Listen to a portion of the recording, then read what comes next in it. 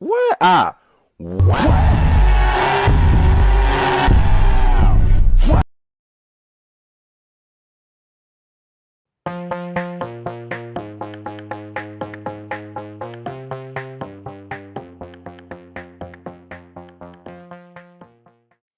Hey guys, what is up? Welcome back to my channel. It is me, Lex, here, and I would absolutely love it if you love this content, if you would like, share, comment, and subscribe.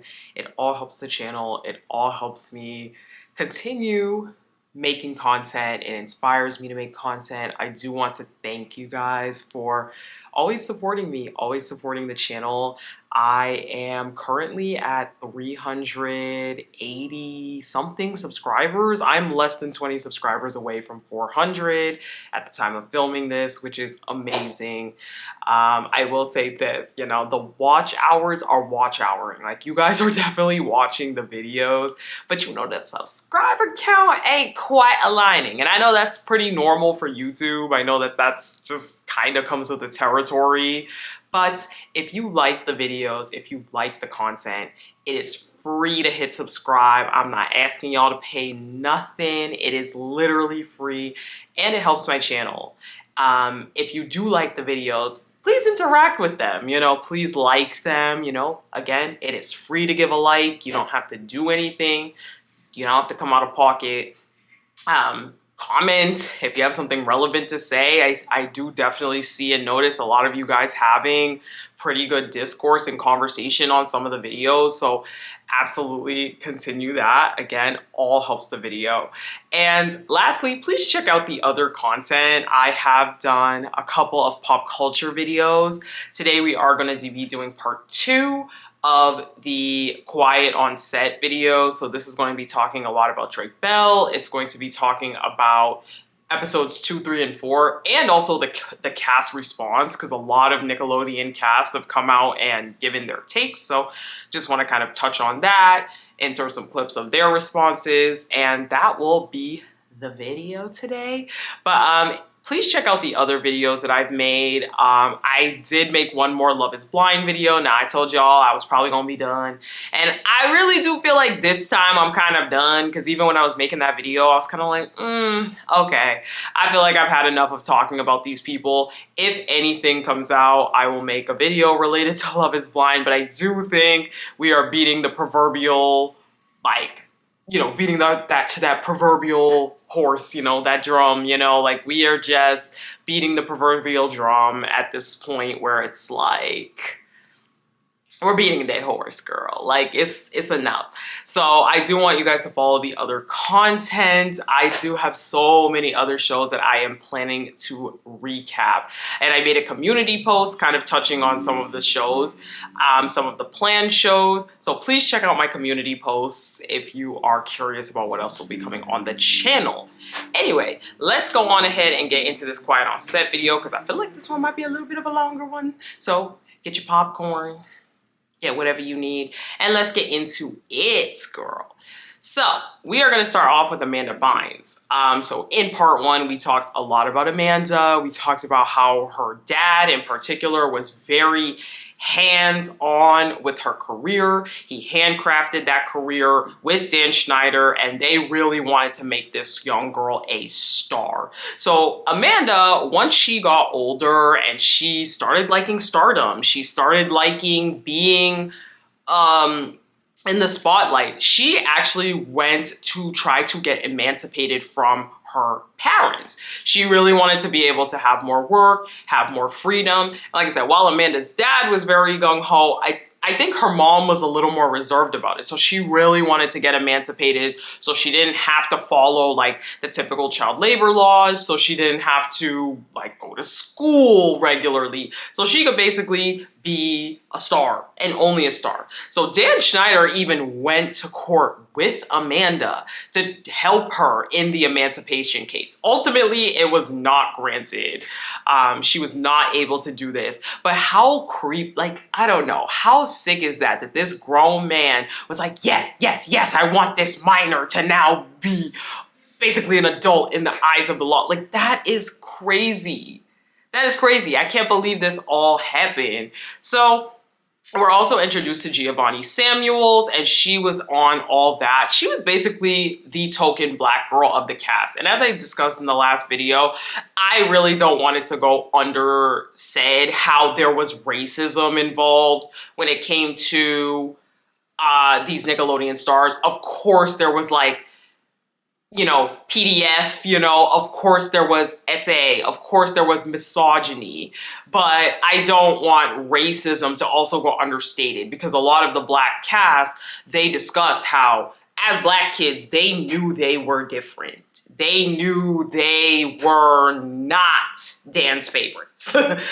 Giovanni actually talks about a situation where it was her birthday, and I forgot who bought the cake. Either one of the cast members or her mom or somebody bought her a giant cake to celebrate on set, and Dan was pissed. He was like, why do you have that big cake? You don't need that big cake. Literally made the biggest deal in the world because it was her birthday and she had like one of those big sheet cakes. And again, the black stars, they always detail that they saw the younger white stars being Dan's favorites. They knew they had to kind of stay in the spotlight, be embarrassed, stay out of the spotlight, let me say, be embarrassed, not, like they were very clearly not the preference.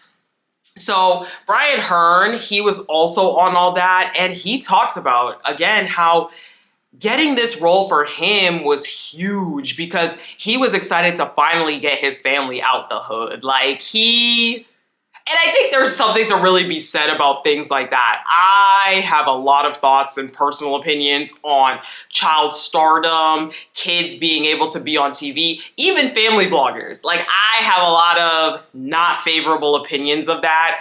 I don't think as a child, it should even be in your head that it's your responsibility to get your family out the hood, right? And I think that the fact that he was willing to put up with this disgusting, abusive behavior from Dan Schneider and all of these Nickelodeon producers and executives, because he knew that it was maybe the one chance for his family to get out the hood.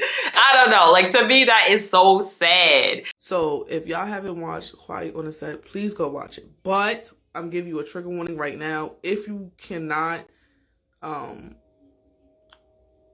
listen to a child describe how he was molested, just skip a couple minutes for the last episode. This is Tracy. She's one of the moms of the cast members from All That. Her gut didn't steer her wrong, and her mouth did not get her son fired. I know it wasn't her mouth. I know it wasn't her mouth. This is her son, Brian. Y'all remember him. But another cast member, I gotta go get his own picture, black as well. They felt like there was a lot of racism on the set for them.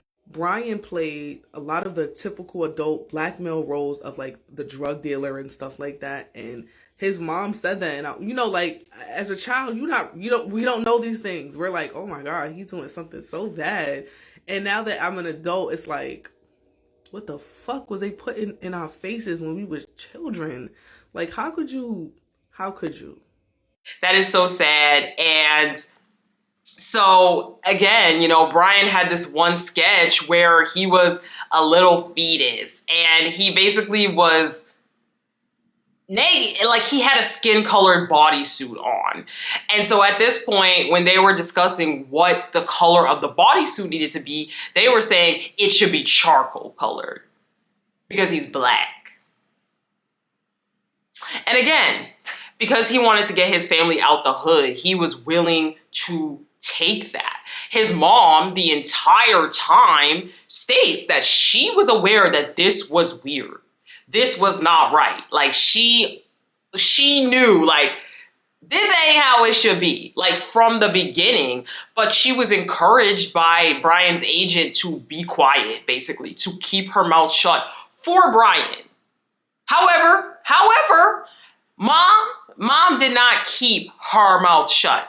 There was the on-air dares, and the on-air dares were the fear factor of Nickelodeon. We would be standing in these two chambers it was like this ominous thing that was deciding who was it gonna be. And then it would be lights, and then it would shine on, all the cast members, and it would stop. Those were particularly traumatic, and they were sort of designed to be. The whole idea was that you would have to do something scary on camera, and they got pretty scary. I did the peanut butter one, so I had to be submerged in peanut butter. That was weird. But then the dogs come, I'm laying on the ground, and then the dogs, they gotta lick peanut butter off my body. That sounds like some kind of awkward fantasy from some freaky dude. It was really uncomfortable. I didn't like that. And when you question it, it's like, but it's normal, isn't it? Right? These begin to teach the parents, this is normal. I didn't need to have dogs. In one of the dares, Brian was literally covered in peanut butter and the dogs was licking the peanut butter off of him. Like, this on-air dare show was crazy. Like, they had them out here eating scorpions. Like, again, it was basically supposed to be Fear Factor, but for kids. But, like, that's just disgusting. Like, being covered in peanut butter and then having dogs lick peanut butter off you, that's sick. That's sick. So, they discuss how as Dan got more powerful, as he got more shows, he became more and more aggressive, more and more demanding. And honestly, at a certain point, Brian's mom could not take it anymore. And she started saying stuff. And that resulted in Brian getting kicked off all that. And this actually fractured their relationship.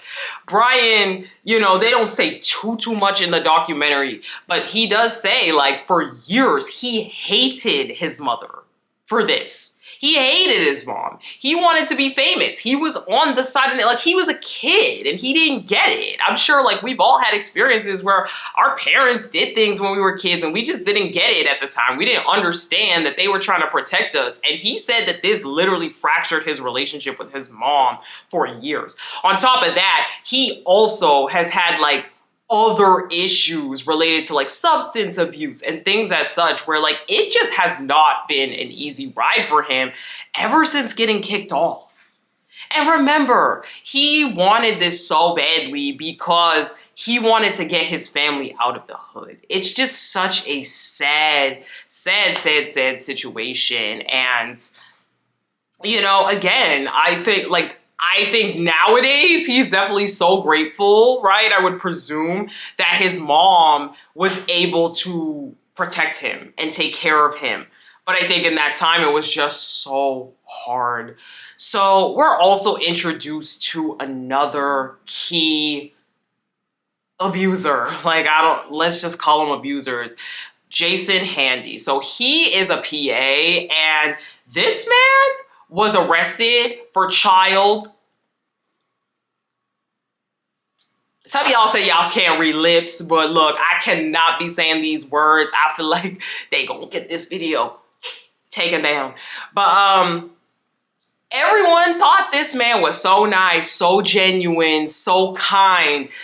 People recant that he was just a great, sweet guy.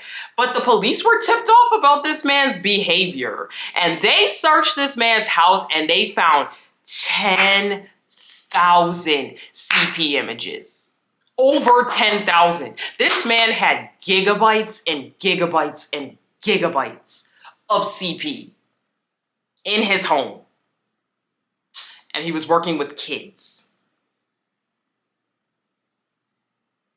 I don't know, like, watching this, I was like, wow, childhood feels like a lie. Like, it's so crazy. As a kid, you think these are such wholesome shows. And it's like, to know what was going on. And again, I think I said this in part one, where I'm like, I think nowadays, looking back, it's like, it is crazy that this was an all kids network and these kids were around these adults all day long, right? That is weird. That is weird behavior. you know, you have adults sizing up children, picking the ones they like best. That's weird. That is weird behavior. So they continue going through Jason Handy's house, and it is found that he has these bags with girls' names on them. And in each bag, there was like different little things from each girl. In some bags, it was found, there was like underwear found, like disgusting ass shit. Like, that's the best way I can put it. But each bag had a girl's name on it, and one of the girls in the documentary, her mother, actually had found out that her daughter's name was on one of those bags.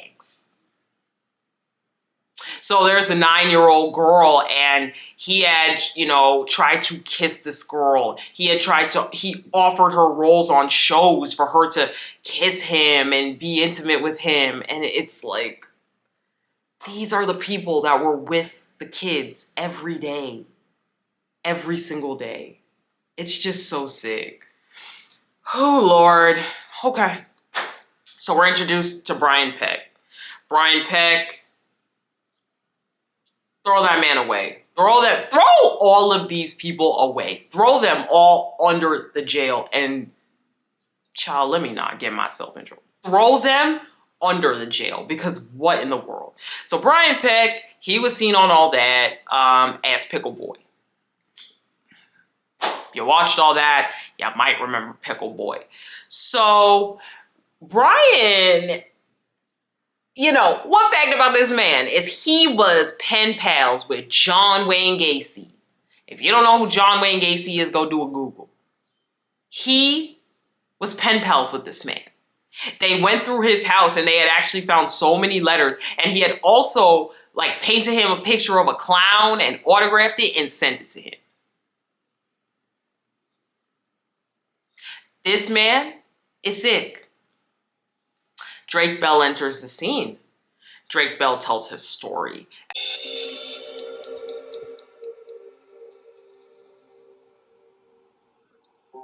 To hear that Brian Peck was a sexual predator, it made me wonder immediately about who was being hurt. Who it is, when it happened, where it happened, I have no idea. It wasn't dealing with anybody on the shows or anything, right? It was a child actor. On one of our shows. Yes.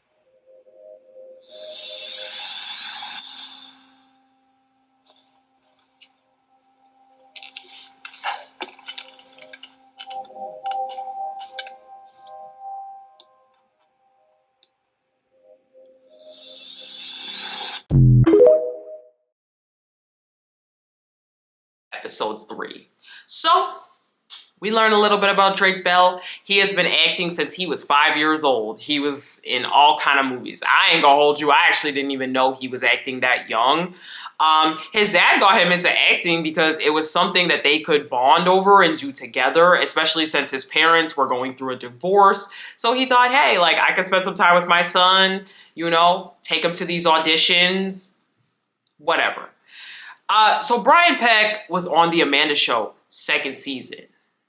He was the dialogue coach, and, you know, they connected a lot on old Hollywood movies and things as such. You know, there was kind of already this connection being formed because they had similar interests. So for Drake, he says in the beginning, it was fun to go to Brian's house. They had a lot of the same interests. Again, if you know anything about abusers, it is calculated. Especially when it comes to luring in children and other vulnerable people. A lot of abusers, they like to try to be like, look, we're the same. Look, we're the same. Look, we bond. You know, to build that comfort, to get closer. Right? You can't really slide into somebody who's being resistant to you. You're going to slide into people who are comfortable. Hence why they say a lot of this abuse doesn't happen in a vacuum.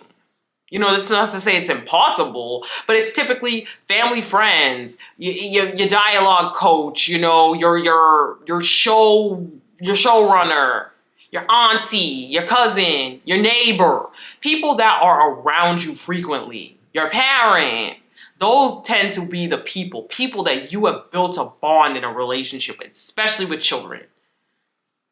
So Brian was always near Drake at this point, almost always near him. He would be dressing him. He would be they would be on set. He'd be putting his arm around his waist. They were very touchy-feely. And at this point, his dad was weary. His dad did not like this. Again, another parent in this process who realized something's wrong. So he actually went to the producers and told them that he felt uncomfortable with Brian being around Drake. And he was told that Brian is gay and that he's just homophobic. And he was uncomfortable with him being a touchy-feely person. That's crazy to me, that they accuse this man of being homophobic. This father comes and says, I don't like how this grown man is treating my son. I don't like this relationship. And he was told he was homophobic.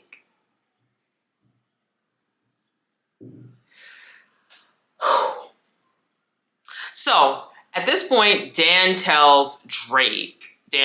tells Drake that he is coming up with a show for him and Josh Peck. This show comes to be Drake and Josh, very popular show. So at this time, Brian is actually telling Drake and Dan and everybody, right, that parents shouldn't be kids' managers, that, that relationship shouldn't be a thing. It's too close. It's a conflict of interest, basically, is what he's telling to them. That parents shouldn't be kids' managers to Drake and Dan and these people. And, Drake, again, there's more of a bond being built at this point with Brian, because Dan Schneider, he would not go to Drake's faraway concerts, his shows, but in every single one, Brian was there. Again, building that bond, building that connection, building that trust. So at this point, Brian did try to alienate Drake against his dad. Like, straight up. He was trying to get the dad away because, again, he knew and realized that the dad realized this ain't right. This ain't right. It ain't right. So at this point, Drake stays with his mom for a week, and he gets a call, and Drake's dad gets a call from his mom saying that Drake no longer wants him to be his manager. And at this point, they no longer have a relationship. Drake doesn't see his dad. The dad's not allowed to see Drake.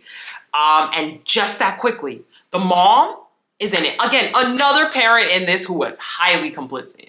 A parent in this who needs to be investigated. Because we need to talk about the role of a lot of these parents. There was the other girl, I don't remember her name off the top of my head, but there was that other girl whose mom was straight up like, I didn't want to call the police because I was worried what they would think about me letting my child around that man. Not, I want to protect my kid, but how am I going to look? Some of these parents need to be investigated. Drake's mother needs to be investigated. So in comes Drake starting to stay at Brian's house. So basically at this point, Drake's mom apparently didn't like to drive. Drake was living in Orange County or whatever, and the auditions were in Hollywood or something. I don't know. I don't live in California. But basically, because Drake's mom didn't like to drive far, which, girl, me either. I don't like to drive far either. But if I had a kid, I would be doing anything for my kid. So at this point, Brian would pick Drake up from the auditions, and he started staying overnight at Brian's house. Remember, this is not a family friend. This is not somebody that Drake is related to. This is not a male family member or anyone of that nature. This is literally a showrunner, a dialogue coach on a Nickelodeon show. That's all. That's the only relationship they had. And this, Drake's mother, his own mother, is letting her child stay with essentially this random man. That's like letting your kid stay with your coworker. That's like letting your kid stay at their like teacher's house overnight. Like, that's such weird behavior.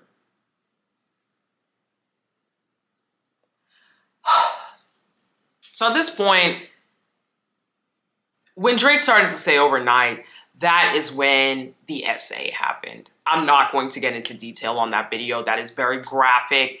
He gets into a little bit of detail on the documentary, but I'm not going to touch onto it here because I think it's very inappropriate. But essay happened when he was sleeping on the couch, and he didn't say anything though. He felt very helpless because he was 15 years old at this time. He didn't know where to go, what to do, what to say. Like, what do you do in that situation? And he just talks about how he felt so lost after it happened. Like, you're 15, you know, your brain's not even developed. What would you say? What would you do? Anybody has struggles with that. But imagine being young. This is your ticket to fame, because Drake does talk about how he wanted to be famous so bad. He wanted to be famous so bad. It's not like he was being forced to be on these shows. He wanted this. So imagine now the person that can give you everything you've ever wanted is the same person treating you, abusing you, basically. So at this point, he convinced his mom to let him stay at Brian's house whenever he had auditions. Not just the faraway ones, but at any auditions. The essay got worse and worse. Worse and worse. And so it got to a head where basically Drake at this point had a girlfriend. And he was staying at his girlfriend's house. And at this point, Brian is blowing up his phone excessively. First, he's blowing up his cell phone. Then he's calling the house phone, asking, where's Drake? Where's Drake? Where's Drake? Where's Drake? We're supposed to go to Disneyland. We're supposed to do this. Where's Drake? And at this point, the girlfriend's mom literally pulls Drake into the kitchen and is like, what is going on? A grown man should not be contacting you on this level. So what is going on? Drake tried to play it off like, oh, you know, that's just Brian, you know, he's just, you know, he's just doing whatever. And the mom is like, absolutely not. Let's go to therapy. So she calls Drake's mom and literally tells her, I am bringing Drake to our family therapist. So at this point, Brian actually talks about how he wanted to be the dad on Drake and Josh, because Drake and Josh hadn't started yet. And at this point, Drake literally cannot take it anymore. He's like, no way. Nope. This is my show. This is my dreams. These are my hopes. I cannot do it having to see that man every single day on set, because he's going to be the dad on Drake and Josh. So he has a meltdown and he actually tells his mom everything. He called the police, like he tells his mom everything, details from top to bottom. The mom calls the police, and at this point the police are at the house, everyone's at the house, and they need a confession from him. So basically Drake calls Brian, and Brian like just gives the confession over the phone.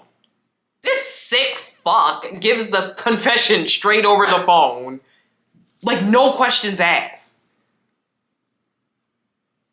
So at this point, Drake calls his dad to tell him like, hey, Brian got arrested. And Drake's dad is like, I'm so happy it wasn't you. Thank God. Oh my God. You know, I knew this man was horrible. Oh my goodness. And Drake didn't have the heart to tell him that it was him. You know, the dad is so relieved because he knew from the start that Brian was dangerous. But Drake didn't have the heart to say, it was me. So, at this point, they start filming Drake and Josh. And again, Drake says, I loved it.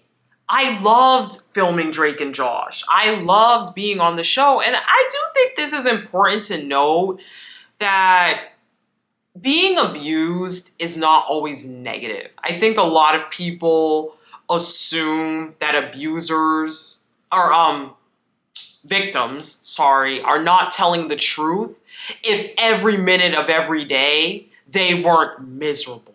If every second of every day they're not broken. If they are able to have good times in there. Drake still had a great time filming Drake and Josh, and he said he loved that. He loved being a star. But that doesn't negate the awful things that happen. And I think a lot of these kids can say, like, I did have some good times. I was happy to be on TV. But it also doesn't negate what they experienced. And I just think that that's a very interesting thing about abuse of any form. That abusers in abusive situations don't have to be bad 24/7 in order for it to still be abuse. So the situation with Brian is going on at the same time that Drake and Josh is going on. There's multiple court cases, there's trials, all of these different things. And while Drake is enjoying being on Drake and Josh and finally kind of living this life he wanted, he is going through substance abuse. He is going through alcohol abuse. And so there's definitely ways in which he was self-harming due to what he faced. And maybe on the outset, you don't realize that. But looking back, you're like, yeah, I was numbing myself every day to go through it. So at this point, we get to the sentencing, episode 4. Drake was hoping that Brian would never be able to work with children again on sentencing day. That was the hope, that was the goal, that was what his family wanted, Drake wanted. And on the day of sentencing, Brian's side of the courtroom was full. Drake's side was just he, his mom, his brother. Brian's side was filled with Hollywood people. Many celebrities wrote letters of support for him, including James Marsden, Alan Thicke, Ron Melendez, and so many other celebrities. Many people victim blamed, including women that said maybe he was just tempted. Maybe he couldn't resist it anymore. Very sick. So many people defended him and victim blamed Drake, even implying that maybe he was tempted. How sick do you all have to be to say that a child tempted a grown man? And unfortunately, Brian went on to work with kids. Mind you, he was convicted. And he had to register as an SO. And yet he still worked on Sweet Life of Zach and Cody afterwards. It's not taken seriously. This stuff is not taken seriously. Because he still went on to work with children.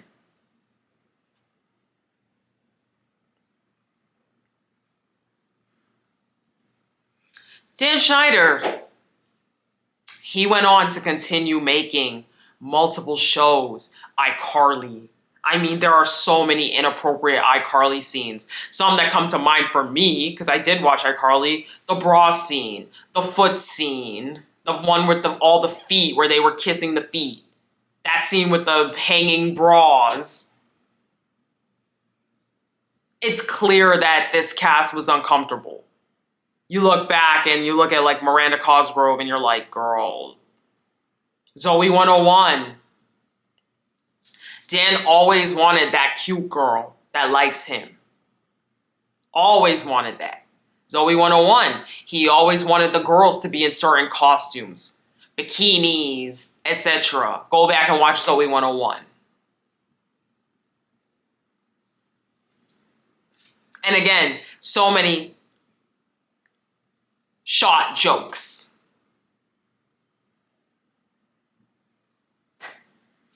Ariana Grande, sucking toes, that scene of her pouring the water on her as she's like hanging off the bed, licking things. A sick man. He always has someone massaging him too, from the wardrobe department. A lot of the women who worked there said Dan was always having someone massage him. You had to, too, because if you said no, you lost your job.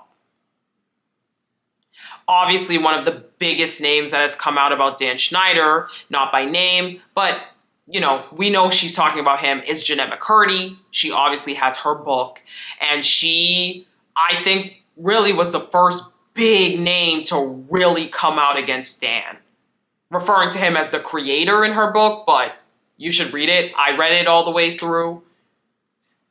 Crazy stuff.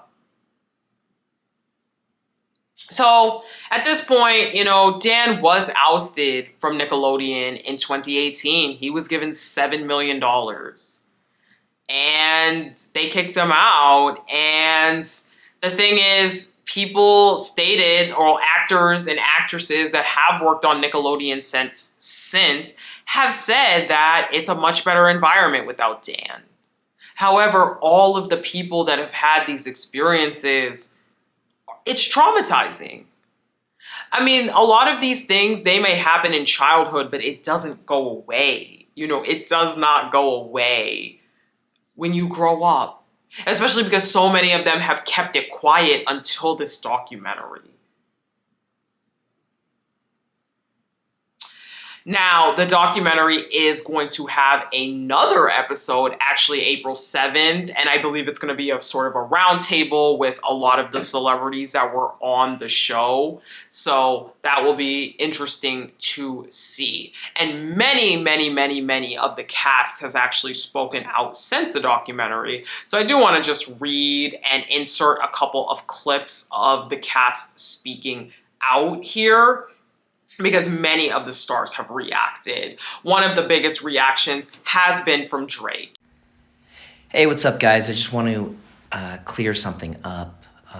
I've noticed a lot of comments on some of Josh's TikToks and some of his posts, and I just want to let you guys know that this is really, processing this and going through this is a really emotional time, and a lot of it's very, very difficult. So not everything is put out to the public, but I just want you guys to know that he has reached out to me, and it's been very sensitive, but he has reached out to talk with me and help me work through this, and has been really, really great. So I just wanted to let you guys know that, and to take it a little easy on him. You know, Drake says that he's learning about his trauma. You know, he is absolutely really traumatized by this. He has gone back to therapy. He also states that he has checked himself back into rehab. So I do think it is good that Drake is taking care of himself. One thing I also wanted to keep in mind is that, victims can become abusers. I do not want to negate or downplay the things that Drake has done to minors. You know, Drake has some serious allegations against him as well. And while I have shown empathy in this part talking about him, I don't want it to be that I am forgiving or saying, oh, this is okay. But I think there is a complicated situation where a lot of abused children become abusers in whatever form as adults. And I think that's something important to look at. Alexa Nicholas has also talked about it. Arbitration. Forced arbitration is when it's not public court. You don't have a jury. And the other side, the more powerful side, the one that made you sign the NDA, is paying this retired judge daily. Sometimes it's $40,000 per day.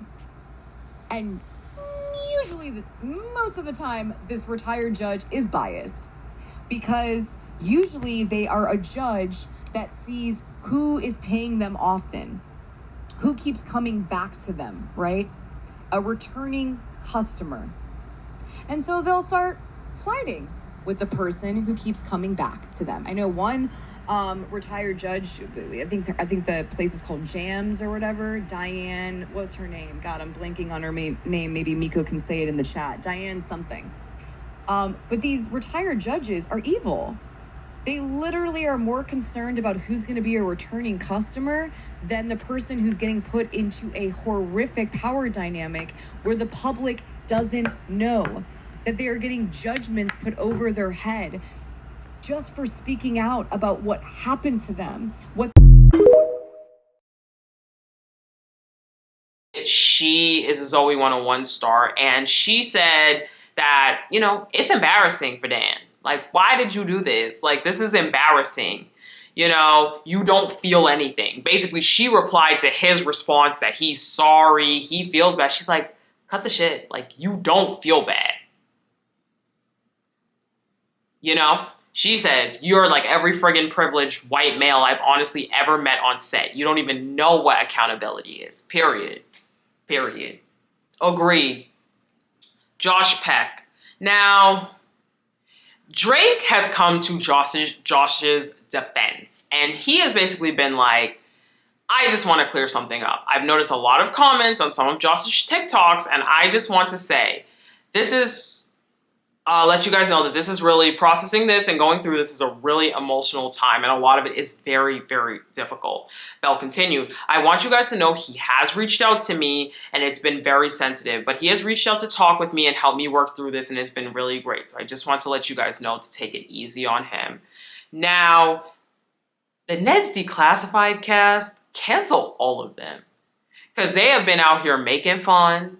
They've been out here saying shit, and them and their shitty podcast, like, people say this is why they don't have a reboot, but like, that Ned's Declassified cast, I'll just insert. So, Ali D'Amico, she also came out talking about how she felt pressured on the set of the Naked Brothers band to kiss a 30-plus-year-old man when she was like 15 years old. It honestly gives me PTSD. I'm watching this Quiet on Set documentary, and it's talking about how integral and vital it is to create, especially when it's like a kids cast, to create an environment where kids feel comfortable to say no, or I don't feel comfortable with this. And then I'm like, yeah, maybe they do express that, though. It's also more important to create an environment that listens to the kids and actually does not make them do things when they don't want to do them, because they made me kiss this 30-plus-year-old man when I was like, 14, 15. I told them many times I didn't want to do it. My mom was very against it, and they just pretty much made me feel like I was going to lose my job and like be fired.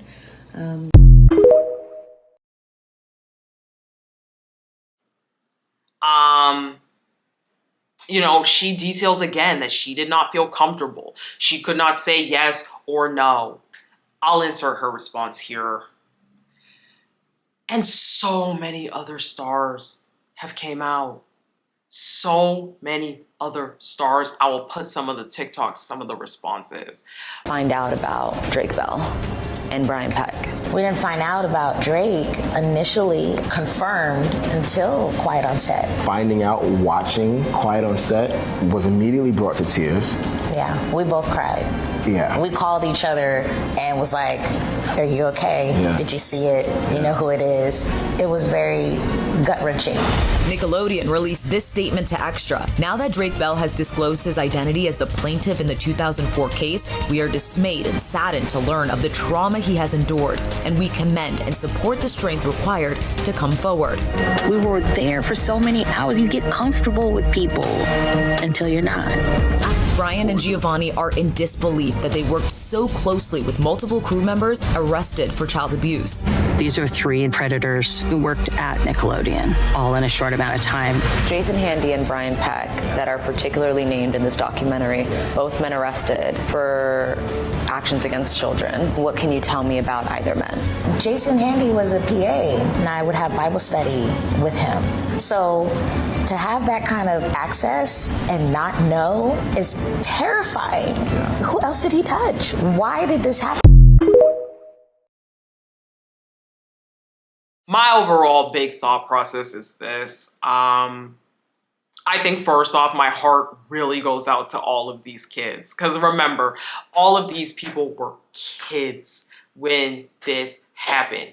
I think also one thing to know, it is difficult to share your trauma. Amanda Bynes, she has come out and said, I was offered, I didn't want to, leave me alone.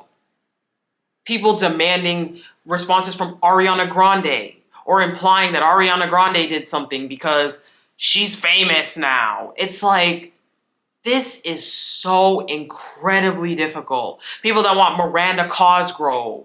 People want Jeanette McCurdy. I'm like, girl, she wrote a whole book. Wait, like, what more do you want her to say? This is very hard. And my heart goes out to all of these stars because they were so brave.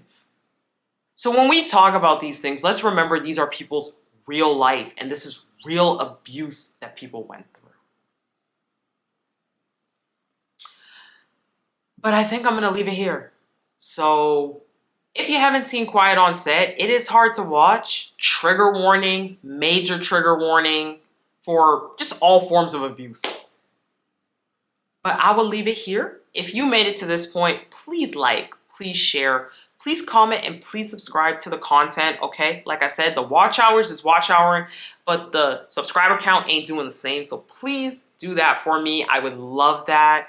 And if you are already subscribed, give it a like, give it a comment. You guys can start some discourse in the comments. I also love talking to you guys in the comments. So please, if you have anything, let me know. But thank you guys so much for watching this. And I will talk to you guys in the next one.